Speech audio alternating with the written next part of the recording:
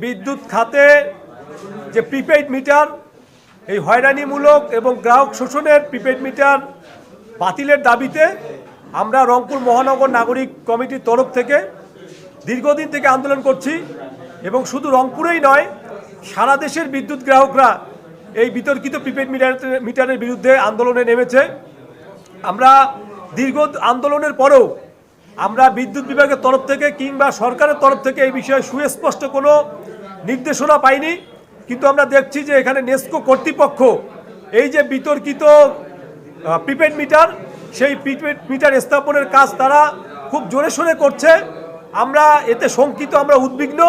আমরা মনে করি যে এর মধ্যে দিয়ে আসলে গ্রাহকরা দীর্ঘমেয়াদী একটা ভোগান্তির মধ্যে পড়বে এবং একটা দীর্ঘমেয়াদী শোষণের মধ্যে পড়বে। সেই কারণে আমরা বর্তমান যে সদ্য নির্বাচিত মাননীয় প্রধানমন্ত্রী জনাব তারেক রহমানের উদ্দেশ্যে আমরা রংপুর মহানগর নাগরিক কমিটির পক্ষ থেকে এই খোলা চিঠিটি আমরা প্রেরণ করছি।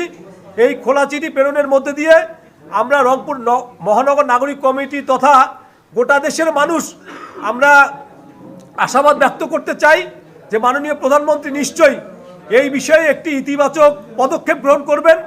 কোটি কোটি গ্রাহকের স্বার্থ রক্ষার্থে তিনি দ্রুত একটি সিদ্ধান্ত জানাবেন। এবং আমরা সর্বশেষ যেটি বলতে চাই যে বিদ্যুৎ আসলে মুনাফার পণ্য না, বিদ্যুৎ হচ্ছে জনগণের অধিকার।